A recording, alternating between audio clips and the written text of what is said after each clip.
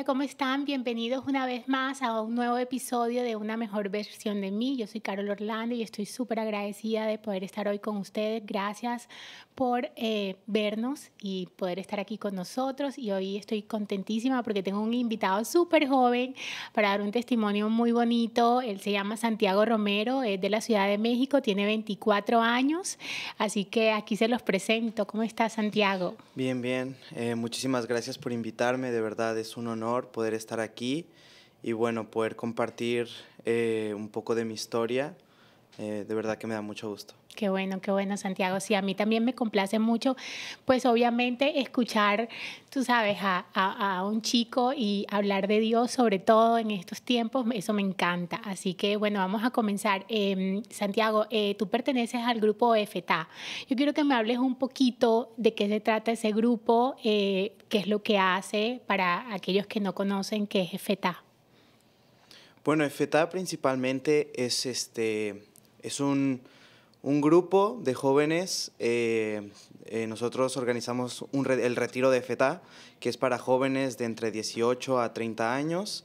Y bueno, es un retiro de impacto, no se habla mucho, cualquiera que lo haya hecho te va a decir que es una sorpresa y no te van a revelar mucho del retiro, pero yo sí te puedo decir que es un retiro donde es fácil encontrar a gente como tú, similar, joven, que vive lo mismo que tú, que siente lo mismo que tú, que pasa por los mismos procesos y en donde he encontrado en verdad una familia que ha sido muy sanadora en mi historia. Qué bueno, eso me encanta. Bueno, yo quería comenzar por el principio, ¿verdad? Y el principio es, vienes de una familia católica que practicaba o no practicante. ¿Cómo empieza tu infancia? Claro, bueno, mi infancia fue increíble porque fui el primer hijo, el primer nieto, el primer sobrino. Mis papás sí eran muy católicos, más que nada era mi mamá, pero mi papá siempre estaba ahí en lo que mi mamá lo apuntara, en los retiros que lo metiera, pues mi papá siempre iba feliz. Y bueno, a mí me tocó ver a mis papás siempre de la mano de Dios y me encantó pues que mi mamá siempre nos leía la Biblia para Oh, dormir y siempre me gustaron esas historias bíblicas del Antiguo Testamento, de Eva, de Adán y Eva. Y bueno, entonces qué siempre Dios lindo que estuvo una ahí. mamá lea la Biblia. Qué lindo, eso me encanta. Ok, ajá, eso marca mucho, o sea, que una mamá te lea la Biblia, wow. Ajá, entonces sígueme contando. Claro, Se me sale el costeño, ajá. claro, claro. No, bueno, sí, en verdad, eh, siempre fuimos a misa.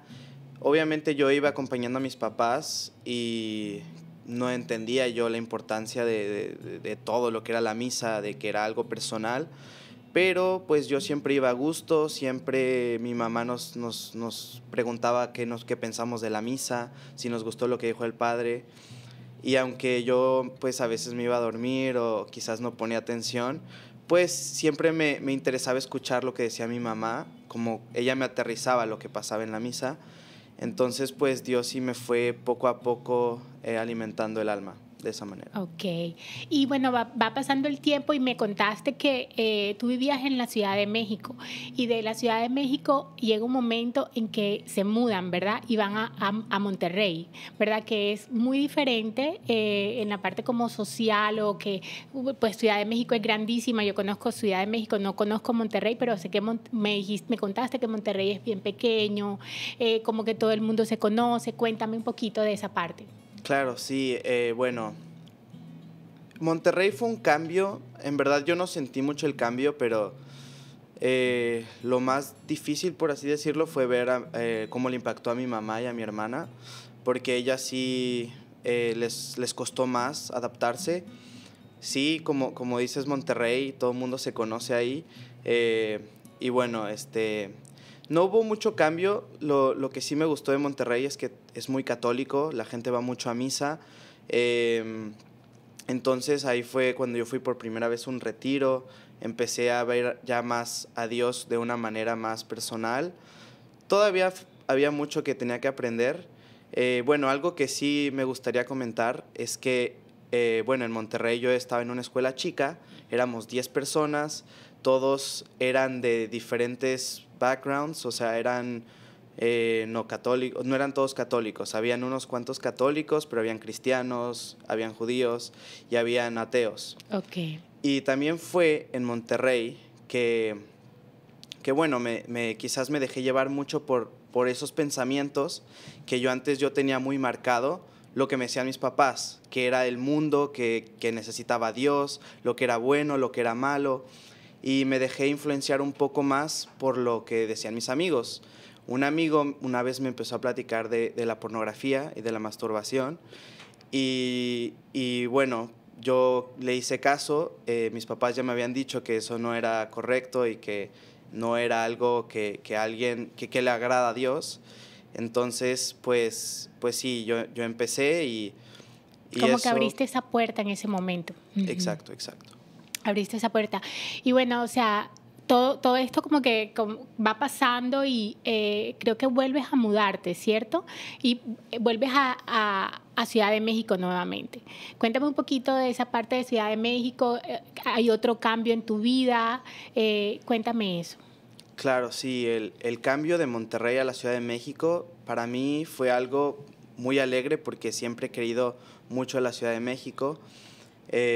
Bueno, porque ahí también está mi familia y bueno, para mí fue con mucha alegría que me mudé, pero sí es cierto que en la Ciudad de México la religión que se veía en Monterrey no se veía ahí. Tú ibas a misa y solo veías a viejitas o a viejitos, nunca me encontré en una comunidad, y bueno, mis papás también, yo los veía batallar con eso también, que ellos eran parte de un grupo que se llama Schoenstatt, y llegando a la Ciudad de México era muy importante para ellos y lo perdieron, porque en la Ciudad de México no hay, No no hay había. santuario. Sí. Ok. Y bueno, entonces también me contaste que en esa cuando te devuelves, empiezas como te metes en una nueva secundaria, ¿verdad? Creo que era muy importante. Me dijiste que esa secundaria, como que es como una graduación, me dijiste. Ayúdame porque no sé si me estoy volando algún paso, pero me cuentas que sientes que no te sentías como identificado en poder hablar como lo hacías en Monterrey de tu fe, que empiezas a ver una crítica de tus amigos, que muchos de pronto tal vez no una crítica, pero muchos decían como que la religión es como... sí, como que no era real, ¿verdad? Claro, sí. Digamos que eso que comenté de Monterrey, que no eran todos católicos, pasó a que simplemente la mayoría de mis amigos eran ateos. Okay. Y todos hacían chistes de la iglesia, hablaban mal de la iglesia. Y bueno, la verdad es que eso sí me afectaba porque yo no sentía que podía ser yo mismo, no podía decirles que a mí sí me gustaba rezar, que conocía varios sacerdotes que son muy amigos de la familia, y bueno, que literal me gustaba escuchar, leer la Biblia. Entonces nunca pude ser ese yo con estos amigos, o por lo menos no me atreví a hacerlo. Y bueno, la verdad es que sí se me hacía complicado escuchar todas esas cosas tan terribles que decían de la iglesia o chistes de muy mal gusto. Sí me hacía sentir que necesitaba amigos que me entendieran. Ellos no me entendían. Sí, y ahí es donde empieza tu proceso de querer buscar como más profundo, ¿verdad? En querer servirle a Dios y empiezas a averiguar sobre los retiros, los retiros no, las misiones. Las misiones, perdóname, Sí. sí, las misiones. Ahí es donde empiezas a querer participar de las misiones y te vas a Hidalgo, ¿cierto? Sí. Cuéntame esa parte. Claro, bueno, yo me fui de misiones en la preparatoria, que fue mi primera vez en un colegio católico. Me fui de misiones, este lugar es en Hidalgo, que está a unas cuantas horas de la Ciudad de México. Me fui con puros jóvenes, llegamos a este pueblito que no había nada, nos prestaron una escuela donde ahí dormimos. Creo que yo era el segundo más grande y tenía 17 años. No había nadie arriba de 18, no teníamos un adulto a cargo. Y de repente fue, ok, aquí tienes a estos jóvenes y nos encargaron llevarles a los del pueblo la Semana Santa.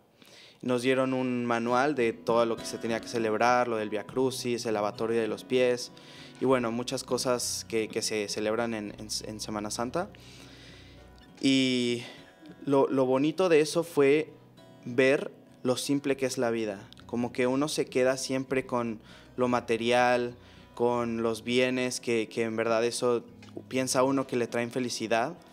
Y ver la simpleza de esa vida, de que solo es un cubito con un techo de metal que se puede caer en cualquier minuto y los ves con la sonrisa más iluminada que había visto en toda mi vida y que están listos para entregarte todo. O sea, tú llegabas a la casa pensando que no te iban a dar de comer y te daban el plato más grande que podías imaginarte. Y bueno, esa hospitalidad que nunca he visto en otro lugar, de verdad que me llenó mucho y me hizo quizás, aparte de comprender la simpleza de la vida, también entender mejor la Semana Santa y de entender a Dios mejor. Sí, me contaste también que ahí también te sentiste bendecido porque te diste cuenta que mientras en tu ciudad, Ciudad de México, tú tenías el derecho, bueno, no el derecho, sino como que la bendición de tener la iglesia siempre dispuesta, en donde podías encontrar la misa a varias horas del día, en donde podías ir a un santísimo cuando tú te sintieras de pronto enfermo del alma, como yo le digo, pero te das cuenta que en Hidalgo se celebraba una misa de pronto una vez cada 2, 3 meses y te das cuenta, o sea, como toda esa necesidad de que no hay esto disponible porque no hay sacerdotes, ¿verdad? Cuéntame un poquito de esa experiencia, de lo que sentiste, cómo te diste cuenta la diferencia, lo afortunado que eres tú y que ellos no tenían eso. Claro, bueno, algo muy bonito de las misiones es que tú vas a conocer mucha gente, vas a las casas y hablas con los del pueblo.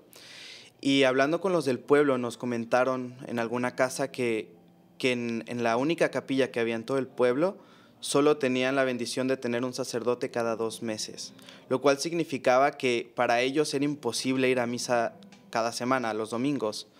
Y eso a mí me impactó mucho porque tú asumes que siempre vas a tener disponible una misa los domingos y es muy fácil decir como, bueno, yo no quiero ir, tengo siempre la próxima semana para ir. Y bueno, también obviamente cuando se celebró misa en el pueblo también ves los ojos, como la emoción con la que ven la misa, que dice, oye, quizás yo no estoy viviendo esto como se debe. La viven, sí. Y bueno, y también de verdad, el regalo tan grande que tenemos de poder tener un sacerdote. Bueno, por ejemplo, aquí en Miami, que hay muchas iglesias, y tenemos muchísimos sacerdotes, confesiones, adoración, grupos católicos, que esto, bueno, ahí no es... Que algo que también me gustaría agregar es que algo que también me acuerdo mucho que dijeron fue que que en verdad los llegaban más de otras religiones y eso también me hizo pensar, oye, pues si todas estas personas están en verdad enfocándose en todos ellos que no tienen disponible pues a los sacerdotes, pues obviamente van a empezar a llevarse a gente a otras religiones y va a crear muchísima confusión.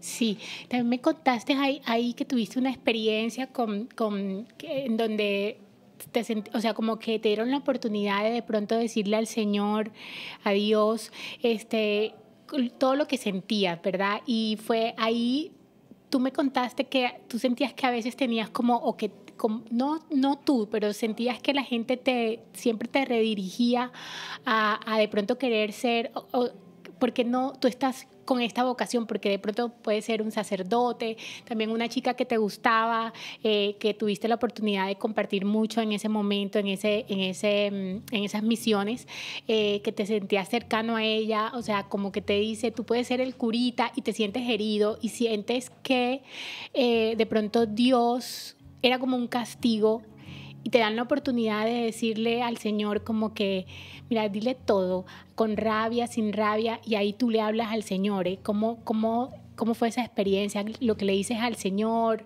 y después bueno, cuéntalo para yo decirte pues lo que Claro. yo te dije ayer, que fue Sí. como yo lo veía.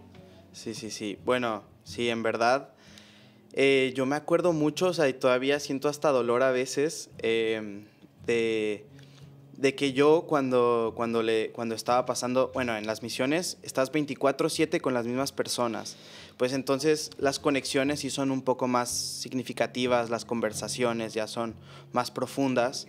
Y pues sí, como dices, sí me gustaba una chica y hablando con ella, de repente me suelta esto, que es como, oye, yo siento que tú serías un buen sacerdote.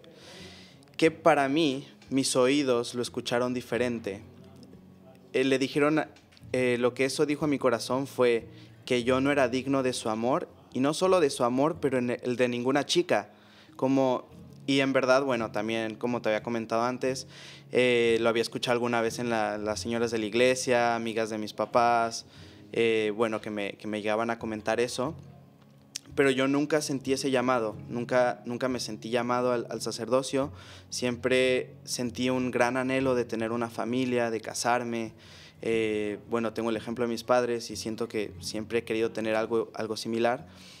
Y bueno, en verdad, justo llega este punto donde el coordinador de las misiones de mi grupito nos dice, ok, espárzanse, váyanse a pelear con Dios. Y fue entonces que empecé a sacar todo, con una furia, tenía un enojo, tenía el dolor aparte muy reciente, entonces pues claro que salió mucho. Y yo esperaba que Dios me respondiera con ese mismo enojo, que en verdad Dios me dijera como, ok, necesito que te calles y que hagas exactamente lo que te acabo de pedir, como si me impusiera Él mi vocación. Y lo que tuve fue, en verdad me reveló mucho de quién es Dios, porque con la voz más tranquila me dijo, si yo no te estoy llamando a nada, esto te corresponde a ti de averiguar y no es ahora el momento. Y yo me acuerdo que yo sentí una paz que nunca había sentido y una seguridad de que estoy exactamente donde tengo que estar y que no tengo que preocuparme por nada que bueno, no corresponde al momento. Sí, me contaste también que ahí te sentiste como por primera vez como líder, que pues el coordinador también te hizo ver, oye, yo creo que tú serías un gran líder. Entonces hay veces que fue lo que te comenté ayer, hay veces que el Señor, de pronto uno escucha todas esas voces, ¿verdad? Hay veces son voces de amor como la de nuestros padres o pueden ser voces de todas esas voces que hay allá afuera y uno no silencia realmente como que tu mente y esas voces para de verdad escuchar la voz de Dios. Y puede ser que de pronto mientras tú sentías que escuchabas las voces de lo que tú creías que te decían que tenías que hacer, tal vez Dios te estaba mostrando un liderazgo que también es súper importante, o sea, liderar de pronto un grupo o un caminar hacia ser líder. Después lo vamos a ir viendo porque tu proceso va cambiando y eso se va dando, pero después de estas misiones, bueno, te dan la noticia que vienes bien cambiado, vuelves a México, a tu realidad, como me dijiste, y te dan la noticia que te vas a venir a Miami. Bueno, te emocionas muchísimo en Miami porque vienes a Miami, wow, la gran ciudad, Miami, voy a conocer gente, siempre me contaste que siempre fuiste como muy sociable, que te encantaba hacer amigos y estabas muy emocionado y vienes a este cambio a Miami y te encuentras con una realidad totalmente diferente y aquí es donde yo quiero que nos enfoquemos un poco porque hay tanta gente allá afuera, sobre todo Miami, no solo Miami, pero Miami es una ciudad en donde te envuelves por toda esa gente, pero al final puede que haya tanta gente, pero puede ser que si tú no tienes realmente, agarras de lo que realmente vale, que Dios, ¿verdad? Te puedes sentir muy solo. Y eso fue lo que tú te sentiste en ese momento al llegar a Miami, al querer de pronto conectar, en donde te das cuenta que tu realidad es diferente, que la gente es diferente, que no es fácil encontrar un entorno que se pareciera a ti. Y ahí tú me dices que fue el momento en donde te llegaste a sentir más solo que nunca. Cuéntame de eso. Claro, sí. Bueno, obviamente sí estaba muy emocionado de mudarme a Miami. Cuando me dijeron la noticia dije, wow, siempre he querido vivir cerca del mar. Me imagino que conocer a gente de todo el mundo va a ser increíble. Bueno, igual por lo mismo, yo me acuerdo, yo dije, ay, ahora voy a tener la opción de poder tener una novia de no sé, de otra parte del mundo. Y es que en verdad yo nunca, en todos mis cambios hasta ahora, en todas las mudanzas, nunca había tenido problema en adaptarme al lugar. O sea, A siempre, socializar. claro, a socializar, a hacer amigos. Y de repente llego a Miami, a una realidad donde llego a la escuela, mi primer día de clases, esperando que la gente me dijera, ah, mira, es el niño nuevo, vamos a hablar con él. Y en verdad fue como, me veían como si no existiera. Y me sentía que no tenía ninguna importancia, me sentía que era un pesar estar conmigo, hacer una plática conmigo, voltearme a ver. De verdad que después tuve unas miradas que me veían con horror, como si fuera un bicho, alguien enfermo, no sé. De verdad que eso sí me hirió mucho y me empecé a aislar yo solito, porque siempre hubo gente que sí se acercaba a hablarme y tal, pero yo los empujaba, me empecé a aislar. Ese aislamiento en la escuela también se empezó a traducir en la casa. Me empecé a aislar de mi familia. No quería llegar y hablar de lo mal que me fue, ni con mi hermana, ni con mis papás. De verdad que eso fue horrible, porque en verdad que necesitaba ayuda, necesitaba acompañamiento, y pues yo me rehusaba a tenerlo. Sí, me dijiste que no querías contarle a tu mamá, sobre todo a tu mamá, porque sentías que ella también la estaba pasando difícil en una ciudad diferente y no querías como cargarla más con tus cosas. Entonces optaste por quedarte callado, por aislarte y empezaste o sea, te pregunté que si estabas cerca a Dios, me dijiste que no, que en ese momento como que estabas como bravo, sentías que era un castigo lo que te estaba pasando, y me contaste que empezaste a buscar refugio en otras cosas, no en Dios, sino en otras cosas, en los videojuegos. Me contaste que llegabas, era como una rutina que tenías de ir al colegio, llegar, comer, jugar con tus amigos, que eran tus amigos de México, tus amigos distantes, y dormir de nuevo y vuelve al siguiente día y refugiarte de pronto esas cosas que al final no te iban llenando. Me contaste que volviste a recaer en la pornografía y bueno, y todas estas cosas que te iban lastimando, porque te ibas sintiendo vacío. Cuéntame un poquito de esa parte, de lo que sentiste. Claro, sí, no. De verdad que ya entre más tiempo pasó y ya se empezaba a hacer esta rutina cada día más, me hacía sentir más solo, me sentía completamente solo, aunque tenía mis amigos de México y jugaba videojuegos con ellos, cosa que, pues digo, por lo menos era mi único momento de poder compartir, de poder socializar, pero no era de la manera correcta, porque obviamente yo vivía todavía en México, pero físicamente no vivía en México, vivía en Miami. Y bueno, en verdad que sí, fue que empecé a recorrer más a los videojuegos, pasé muchísimo tiempo jugando. Empecé también, bueno, la pornografía también era una manera. Después descubrí que es como esa intimidad que puedes tener con las otras personas. Eso era lo que yo estaba buscando en la pornografía. Y bueno, o sea, fueron momentos muy difíciles que poco a poco fueron llevándome a lo que ha sido el vacío más vacío que he tenido en toda mi vida. En plan de que yo ya decía, es que necesito algo, no sé qué, pero necesito algo y lo necesito ya. Bueno, también fuera de eso también me empecé a alejar de la iglesia. Yo hacía excusas para no ir a misa.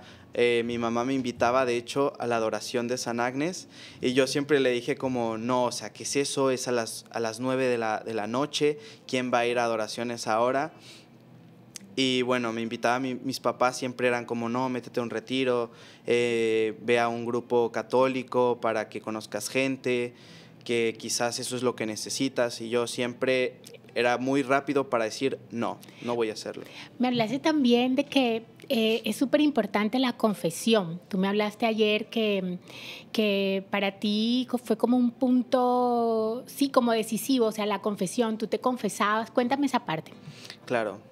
Bueno, la confesión es todo un tema, porque yo viví un proceso de que quizás no confiaba en Dios, en la confesión, no confiaba que decirle de verdad mis pecados, así las cosas más terribles, o bueno, que en verdad no eran terribles, pero eso así yo lo sentía. Sí, tu cruz. Era, mis cruces, no me sentía digno de que un padre las escuchara, o que Dios en verdad me perdonara.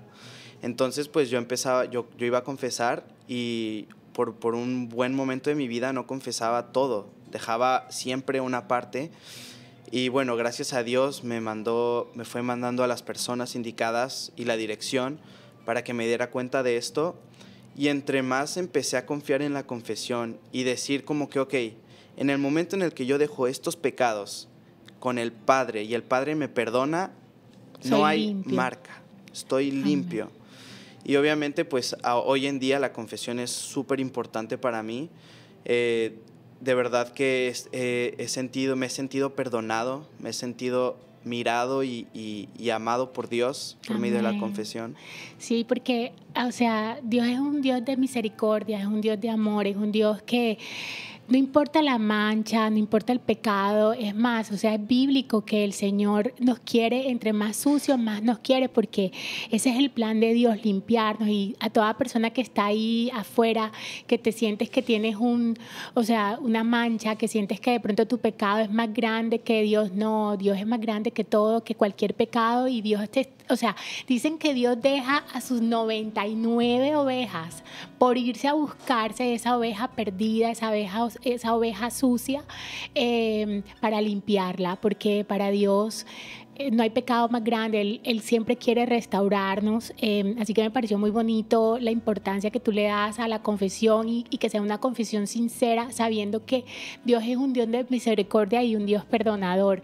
Después de esto, tú te decides a hablar con tu mamá y a contarle. Tu mamá se acerca a ti y te dice, ¿cómo haría yo para volver al Santiago que yo tenía, al Santiago de México?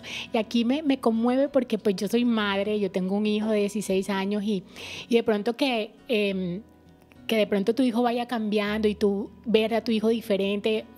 Me imagino en ese momento tu mamá acercándose a ti, ella te dijo, ¿qué puedo hacer? Y tú le respondiste que querías irte otra vez de misiones porque tú sentías que ahí Dios te tocaba. Cuéntame. Sí, claro. Hasta ese punto, mi manera mi única experiencia así fuerte con Dios fue en las misiones, y yo dije, yo necesito eso que viví. Y digo, en ese entonces yo estaba ya habíamos empezado el proceso de la Green Card, entonces no podía salir del país. Y también quizás fue una manera de decir como, ok, esto es algo que sí quiero hacer, pero quizás no hoy. Y yo dije lo de las misiones porque, bueno, me crié de misiones en México, quería regresar a México. Y bueno, de verdad fue un momento muy vulnerable porque sí, yo estaba acostado en la cama, súper deprimido. Y mi mamá entró y me dice estas cosas como de que, bueno, quiero regresar al Santiago. Y cuando ella me dice que quiere ver al Santiago de México, la verdad es que yo también, en ese entonces yo dije, yo también, en mi interior dije, yo también quiero ver ese Santiago de México de vuelta. Y bueno, mi mamá de verdad que ella me ayudó mucho, mi papá y mi mamá, los dos rezaron mucho y rezaban mucho por mí. Te llevaron un padre, ¿verdad? Sí, te llevaron un padre para que hablara contigo. Lo invitaron a comer, creo que fue así, ¿no? Sí. Bueno, lo invitaron a tu casa y el padre te dice, bueno, mira, no te puedes ir, pero te tengo esto. Y te habla de Austin, de Texas, ¿verdad? ¿Qué era lo que había en Austin? ¿Era un retiro o qué era? ¿Qué fue? Eran misiones, justo. Okay. Sí, me trajeron al padre, empezamos a hablar y yo fue casi muy directo de que, padre, yo la verdad, yo necesito algo como las misiones. Y el padre me dice, oye, pues hay en 2 meses, no me acuerdo si era un mes, poco menos de un mes, van a haber unas misiones en Austin. Yo tengo este número, voy a contactarlo para ver si todavía hay cupo, pero yo creo que te encantaría. Y bueno, mis papás, los dos, de verdad, estaban dispuestos a hacer todo para que yo fuera. Me monté en un avión a Austin sin saber qué iba a hacer de mi vida, no conocía a nadie, no sabía en qué me estaba metiendo, solo sabía que eran misiones y que muy probablemente me iban a gustar. Y ese fue el caso. En verdad, bueno, me imagino que saben un poco, pero Texas está lleno de mexicanos. Entonces sí fue una manera de también sentirme en mi tierra y de ver que también, no importa que estoy en Estados Unidos, puedo ser yo mismo y que, bueno, hice muchísimas amistades, servir siempre me ha llenado y me llenó mucho en esas misiones. Tuve un momento muy especial en confesión, adoración, creo que ahí fue cuando yo empecé a entender lo bonito y lo sanador que es la adoración. Y bueno, después, pues, la verdad es que sí fue un momento muy importante en mi caminar de fe, esas misiones, pero obviamente después llego a Miami de pero regreso. Vuelves eso te iba a decir, pero vuelves a tu Miami, de regreso a tu realidad, como le dice, y sientes que debes irte allá, que no quieres estar en Miami.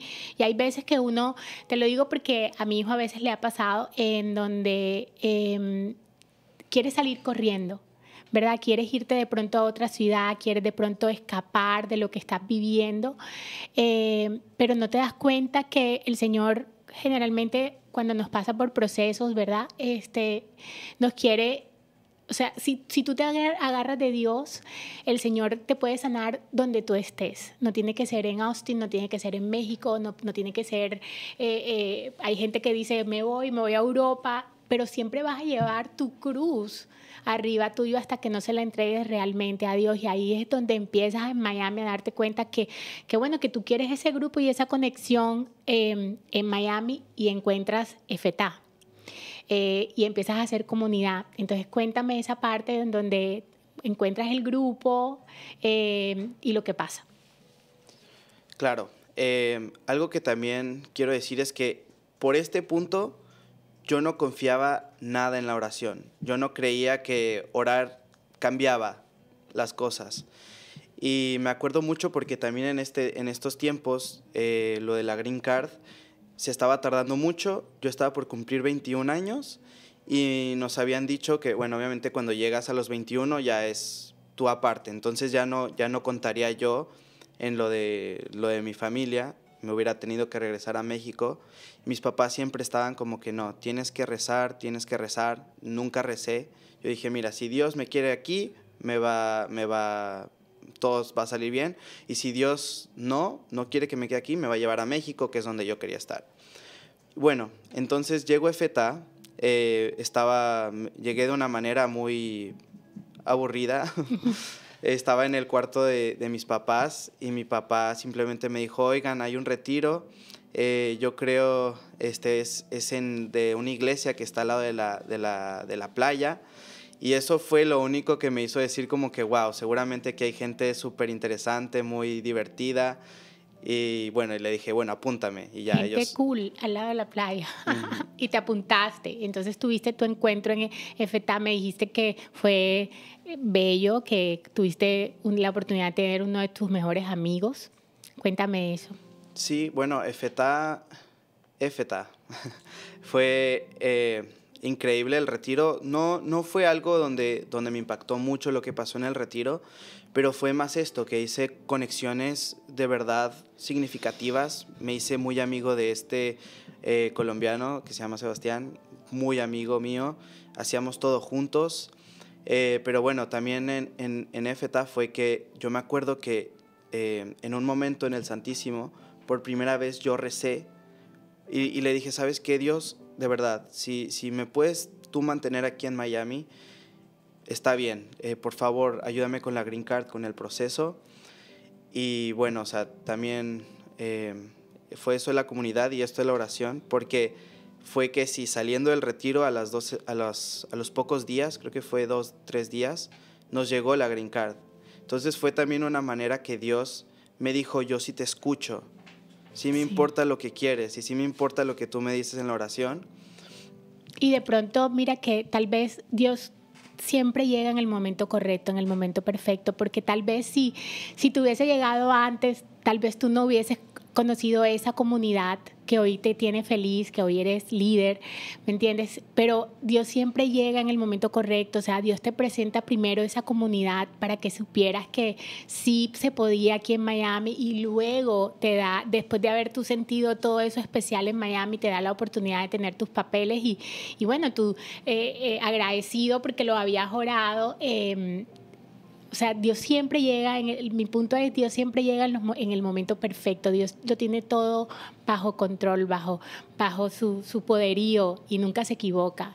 Entonces, me contaste que tuviste la oportunidad de tener tu amigo, pero que tu amigo después se va y vuelves a sentir como eso, o sea, se fue mi amigo y ¿ahora qué?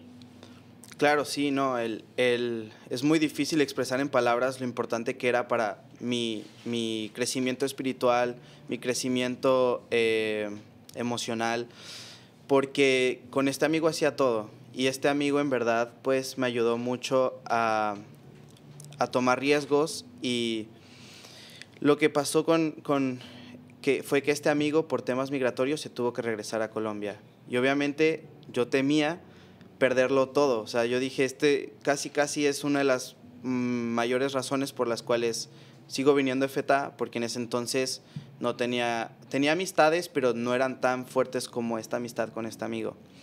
Entonces, pues sí, temo que me vaya a alejar, temo que vaya a regresar al mismo hueco de antes.